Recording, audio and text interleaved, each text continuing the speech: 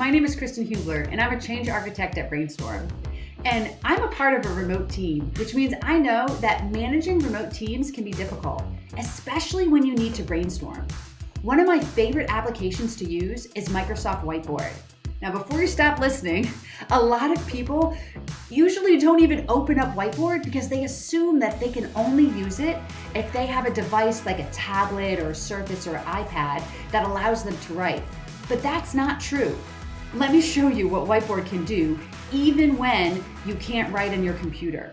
If you open up Whiteboard in the desktop app, down at the bottom, you're gonna see that you can add in Post-it notes, and you can also add in lots of lists and templates. This is a great way to be able to do some exercises with your team that mixes it up a little bit instead of just the stale meeting that we've gotten used to.